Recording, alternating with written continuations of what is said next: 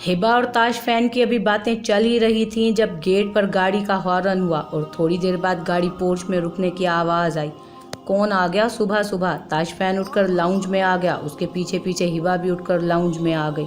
मैं main gate पर bell हुई तो मुलाजिम ने भागकर दरवाज़ा खोला। अस्सलामुअलैकुम ताशी, कैसे हो बेटा? गेट खुला तो एक उम्र दराज औरत लाउंज में दाखिल हुई। उनके पीछे एक 22-23 साल लड़की जिसने स्लीवलेस स्काई कलर के टॉप के नीचे टाइट्स पहन रखी थी, एक हाथ में सेल फोन पकड़े और दूसरे हाथ में बैग लिए मुस्कुराते हुए अंदर दाखिल हुई। मैं ठीक हूँ फूफो, आप कैसी हैं? और जल्दी आ गई शादी से? ताश फैन ने मुस्कुराते हुए फूफो से पूछा और 3 सीटर सोफे पर बैठ गया। ठीक हूँ बेटा, अल्लाह का शुक्र है, शादी खैरियत से निमट गई, बस दिल नहीं लग रहा था वहाँ। तुम भी अकेले, तुम्हारा सोचकर जल्दी आ गई। निसा बेगम ने लहजे में दुनिया जहान का प्यार समोकर कहा और आकर ताश फैन के सामने वाले सोफे पर दराज हो गई। खैर ऐसी भी बात नहीं है फूफो, मैं और मेरी बेटी रिदा बचपन से ही अकेले रहते हैं, तब तो किसी ने हमारा नहीं सोचा, अब हम खुद को संभाल सकते हैं। आप बिला वजह ही हमारी वजह से जल्दी आ गए, हमारे लिए परेशान ना हुआ करें। ताश फैन ने निसा बेगम को मुंह तोड़ जवाब दिया। वो ऐसा ही था, किसी का लिहाज ना रखने वाला। निसा बेगम उसकी बात पर खामोश हो गई। छोड़ो ना ताशी, ये बताओ कैसे हो तुम? अलीज़ा ताश फैन के पास सोफे पर टिक गई और उसका मूड बहाल करने लगी। ताश फैन के चेहरे के नकूश खतरनाक हद तक संजीदा हो चुके थे। थोड़ी देर पहले वाली नरमी और प्यार कहीं गायब हो चुका था। मैं ठीक हूँ अलीज़ा, तुम कैसी हो? ट्रिप कैसा रहा तुम्हारा? ताश फैन ने नॉर्मल अंदाज में उससे पूछा। उसने सोफे के पीछे खड़ी लड़की को एक नज़र देखा जो ब्लैक ड्रेस में काफ़ी खूबसूरत लग रही थी। बहुत अच्छा रहा, तुम्हें मैं पिक्स दिखाती हूँ। ए लड़की, इधर क्यों बुत बन के खड़ी हो? देख नहीं रही बाहर से आए हैं? जूस लेकर आओ, कुछ ठंडा लेकर आओ। वैसे न्यू मेड रखी है क्या ताशी? अलीज़ा ने नागवारी से हिबा की तरफ देखते हुए उसे कहा। आखिर में ताश फैन से पूछने लगी। उन सब ने हिबा की मौजूदगी को नज़रअंदाज किया हुआ था। वो एक साइड पर हवन्नकों की तरह कभी एक को देख रही थी तो कभी दूसरे को। ताश फैन उठकर उसके पास गया और हिबा के कंधे के पीछे बाजू फैलाकर उसे सोफे के पास ले आया। नहीं, she is my beautiful wife. I am sorry, मैं तारुफ करवाना भूल गया। डियर वाइफ, ये है मेरी फुफ्फो और ये मेरी बहन अलीज़। ताश फैन का मूड बहुत खुशगवार हो गया था। वो मुस्कुराकर हिबा को मुतारिफ करवाने लगा। उसके चेहरे पर खुशी के रंग फैले हुए थे। और अलीज़ा, ये घर अब मेरी वाइफ का है, सो मेरी वाइफ के साथ तमीज़ से बात करना। ताश फैन ने हिबा को अपने पास बिठाया। निसा बेगम के चेहरे पर एक रंग आ रहा था और एक जा रहा था। अलीज़ा को तो जैसे सांप सूंघ गया था और उसके बहन कहने पर उसकी सर पर लगी और तलवों में जाकर बुझी। क्या हुआ, खुशी नहीं हुई आप लोगों को फूफो? आप तो बहुत फोर्स करती थी मुझे शादी के लिए, इस हिसाब से तो आपको बहुत खुश होना चाहिए, लेकिन आप तो बिल्कुल ही खामोश हो गई हैं। ताश फैन जानता था कि फूफो उसकी शादी अपनी बेटी से करवाना चाहती हैं और इसमें बहुत हद तक अलीज़ा की मर्जी भी शामिल है, इसलिए उसे हिबा की तरफ से फिक्र हुई थी कि निसा बेगम और अलीज़ा कुछ गलत ना करें उसके साथ। ताशी बेटा, तुमने कब शादी की? हमारा वेट तो कर लेते, क्या हम तुम्हारे कुछ नहीं लगते? पता नहीं ये लड़की कौन है, इसका बैकग्राउंड कैसा है? उन्होंने एक नागवार नज़र हिबा पर डालकर उससे पूछा। हिबा मेरी बीवी है और इसका बैकग्राउंड वही है जो उसके हस्बैंड का है, और वैसे भी मुझे इसके बैकग्राउंड से कोई मतलब नहीं है, मुझे कोई फ़र्क नहीं पड़ता, लेकिन आपकी सेटिस्फेक्शन के लिए बता दूं, हिबा मेरे दोस्त की बहन है, गाँव से है, बस मुझे अच्छी लगी और निकाह कर लिया। मेरी ज़िंदगी है, मेरी मर्ज़ी जिसको लाइफ पार्टनर बनाऊं, और मैंने आपसे पूछना ज़रूरी नहीं समझा, और हिबा के बारे में कुछ भी कहने का हक मैं आपको नहीं देता। जो भी है, जैसी भी है, मेरी इज्जत है, मेरी बीवी है। हिबा निसा बेगम की नज़रों से ओझल होना चाहती थी। जैसे वो उसे घूर रही थी, लगता था कि अभी नज़रों से ही कत्ल कर डालेंगी।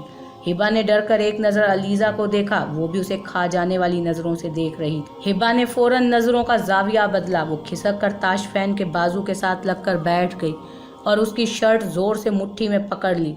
ताशी बेटा, तुम्हें गांव की गंवार लड़की ही मिली थी, इसे क्या पता हाई सोसाइटी में कैसे मूव करना होता है, कैसे लोगों में उठना बैठना होता है, ये तुम्हें हर जगह शर्मिंदा करवाएगी। आखिर निसा बेगम ने अपने जले दिल की भड़ास निकाल ही दी, जिसका ताश फैन को पहले से अंदाज़ा हो चुका था। फुफ्फो, हिबा मेरी बीवी है और मुझे मेरी रिदा की तरह बहुत प्यारी भी है। आप सोच समझ कर बोलें तो अच्छा होगा। اور یہ کیسے موو کرے گی، کیسے رہے گی، اس سے آپ کو کوئی مطلب نہیں ہونا چاہیے۔ تاشفین نے غصے بھری نگاہ ان پر ڈال کر انہیں باور کروایا کہ اب اگر انہوں نے ہبا کے لیے کوئی بھی ایسے ویسے الفاظ استعمال کیے تو وہ ان کا لحاظ نہیں کرے گا۔ فین جی مجھے یہاں سے لے چلیں، ہبا نے سرگوشی کے انداز میں اسے کہا اور اس کے چہرے کی طرف دیکھا جو اسے دیکھ کر مسکرایا تھا۔ چلیں پھپھو، آپ لوگ سفر کر کے آئے ہیں، تھکے ہوئے ہوں گے، آرام کریں، ہم بھی روم میں جا رہے ہیں، میری وائف تھک گئی ہے۔ تاشفین نے ہبا کا ہاتھ اپنے ہاتھ میں لے کر دباتے ہوئے کہا اور اسے لے کر روم کی طرف بڑھ گیا۔ امی آپ تو کہہ رہی تھیں کہ تاشفین مجھ سے شادی کرے گا، میں اس گھر کی مالکن بنوں گی، اس نے تو اس جاہل گنوار لڑکی کو اس گھر کی مالکن بنا دیا، اب اس نے ہمیں گھر سے نہ نکال دیا تو دیکھ لینا۔ ان کے جانے کے بعد علیزہ نے غصے سے اپنی ماں کو کہا اور پاؤں پٹکتی ہوئی وہاں سے واک آؤٹ کر گئی۔ ایسے تو میں اسے مالکن بننے نہیں دوں گی، اس جاہل گنوار کو میں نے اس گھر سے اور اس تاشفین کی زندگی سے نہ نکالا نا تو میرا نام بھی نسا بیگم نہیں۔ نسا بیگم غصے سے کھولتی شیطانی چالیں سوچنے لگی اور بیٹی کے پیچھے اس کے روم کی طرف بڑھ گئی۔ فین جی آپ کی پھپھو اور وہ آپ کی بہن مجھ سے بہت غصہ ہے نا، آپ کی پھپھو مجھے ماریں گی، اب ہم باہر نہیں جاتے۔ ہبا نے روم میں آ کر سانس لیا، ڈر اور خوف کے اثرات اب بھی اس کے چہرے پر واضح طور پر موجود تھے۔ اچھا تو میری جان نے پکا اپنے ہسبینڈ کے ساتھ بیڈ روم میں ہی رہنا ہے، سوچ لو پھر۔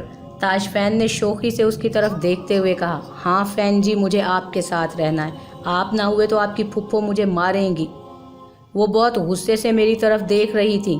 ہبا نے اپنا سر تاشفین کے بازو پر ٹکاتے ہوئے کہا، میری جان میرے ہوتے ہوئے تمہیں کوئی بھی ہاتھ نہیں لگا سکتا، اور میں نے کیا سمجھایا تھا، یہ گھر تمہارا ہے تو میں گھر ہوں یا نہ ہوں، تم مجھے روم میں چھپی ہوئی نظر نہ آؤ، اوکے؟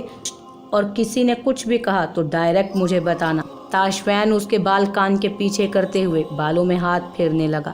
تاشفین اسٹڈی میں بیٹھا اپنے لیپ ٹاپ پر کچھ کام کر رہا تھا، اسی اثنا میں ڈور ناک ہوا تو ہبا کے ہاتھ رکے۔ بی اماں نے دروازہ کھولا اور کھانے کا کہہ کر واپس چلی گئی۔ میری جان غصہ کم کرو اپنا، ہم دونوں مل کر اسے اس گھر سے اور تاشفین کی زندگی سے نکالیں گے۔ ابھی سے اگر ہم نے کچھ کیا تو یہ نہ ہو کہ وہی ہمیں اس گھر سے نکال پھینکے باہر۔ علیزہ غصے سے بھری ہوئی بیٹھی تھی، اس کا غصہ کسی طور کم نہیں ہو رہا تھا۔ نسا بیگم اسے ٹھنڈا کرنے کی کوشش کر رہی تھی۔ کیسے غصہ کم کروں میں امی، میں نے بچپن سے اس کی بیوی بننے کے خواب دیکھے ہیں، وہ کسی کو منہ نہیں لگاتا تھا، پتہ نہیں اس جاہل گنوار میں اس نے کیا دیکھ لیا، اس کی خوبصورتی پر ہی فدا ہوا ہے، میں اس گنوار کا چہرہ ہی بگاڑ دوں گی۔ علیزہ کھولتی ہوئی کمرے میں ادھر ادھر چکر کاٹ رہی تھی، تبھی دروازہ نوک ہوا۔ بیگم صاحبہ کھانا لگ گیا ہے، آ جائیں۔ بی اماں نے انہیں کھانے کا بولا۔ اوکے تم چلو، ہم لوگ آ رہے ہیں۔ نسا بیگم نے انہیں واپس بھیجا اور علیزہ کو سمجھا کر ڈائننگ ہال میں لے آئیں، جہاں تاشفین اور ہبا پہلے سے موجود تھے۔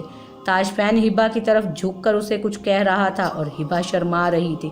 پھر تاشفین اسے دیکھ کر مسکرایا۔ تاشفین کے چہرے پر مسکراہٹ دیکھ کر علیزہ کو آگ ہی لگ گئی۔ ہمارے ساتھ تو ایسے کبھی نہیں مسکرایا، اس جاہل کے ساتھ اس کے دانت ہی اندر نہیں ہو رہے۔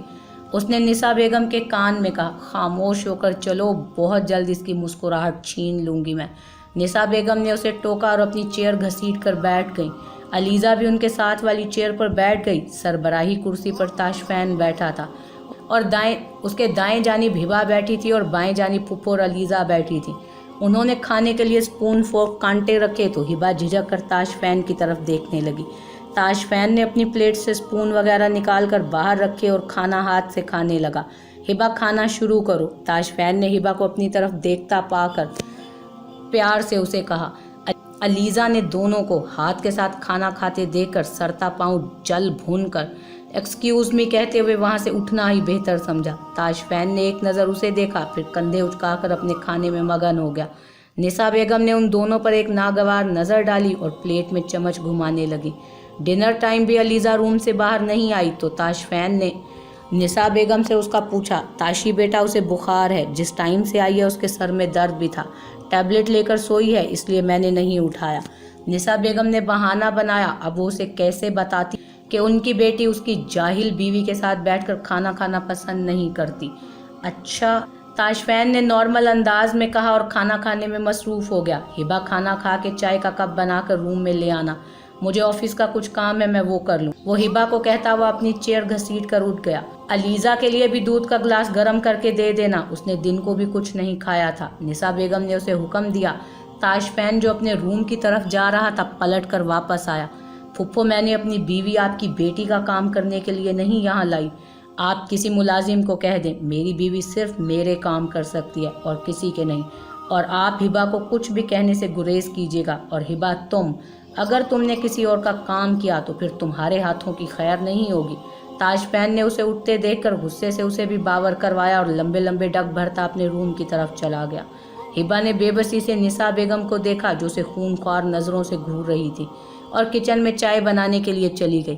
ہبا چائے کا کپ ٹرے میں رکھ کر روم میں داخل ہوئی تو تاش فین اسے بیڈ گراؤنڈ پر ٹیک لگا کر بیٹھا ہوا نظر آیا۔ اس کی گود میں لیپ ٹاپ تھا، کی پیڈ پر اس کی سفید انگلیاں حرکت کر رہی تھیں۔ وہ اپنے کام میں اتنا مگن تھا کہ اسے ہبا کے آنے کا پتہ ہی نہیں چلا۔ فین جی، آپ کی چائے لے آئی ہوں۔ ہبا نے سائڈ ٹیبل پر چائے کا کپ رکھتے ہوئے اسے مخاطب کیا اور خود بیڈ کے دوسرے کنارے پر ٹک گئی۔ تھینک یو، تاش فین نے اسے دیکھ کر مسکراتے ہوئے کہا۔ اس نے ایک ہاتھ میں چائے کا کپ اٹھایا اور چھوٹے چھوٹے سپ لینے لگا۔ میری بیٹی، دودھ کا کپ ہی لے لو، تم نے کچھ بھی نہیں کھایا پیا، ایسے کرو گی تو کمزور ہو جاؤ گی۔ اپنے غصے کو قابو میں رکھو، تبھی ہم کچھ کر سکیں گے۔ ایسے تم روڈ رہو گی تو ہم کچھ بھی کریں گے تو تاش فین کی نظروں میں آ جائیں گے۔ نساء بیگم علیزہ کے روم میں اس کے بیڈ پر بیٹھی اس کا غصہ ٹھنڈا کرنے کی ہر ممکن کوشش کر رہی تھیں۔ دوسری طرف علیزہ غصے سے لال پیلی ہو رہی تھی۔ وہ کمرے میں لگاتار ادھر ادھر چکر کاٹ رہی تھی۔ اس کا بس نہیں چل رہا تھا کہ وہ ہبا کا خوبصورت چہرہ نوچ ڈالے، اس کا قتل کر کے ایسی جگہ پھینکائے جہاں تاش فین کی روح کو بھی اس کی خبر نہ ملے۔ ایک کیا اس کی چہیتی ردا کم تھی جو ہر وقت اس کے ساتھ چپکی رہتی تھی، اب یہ بھی آ گئی۔ اور دیکھا تھا نا امی، کیسے اس گنوار کے ساتھ وہ اسی کی طرح لنچ کر رہا تھا۔ میرا بس نہیں چل رہا تھا، میں وہی پلیٹ اس کے سر پر دے ماروں۔ وہ غصے میں کھولتی ہوئی اپنی ماں پر بھڑک اٹھی تھی۔ اچھا ٹھنڈی ہو جاؤ اب میری جان، غصہ تو مجھے بھی بہت آیا۔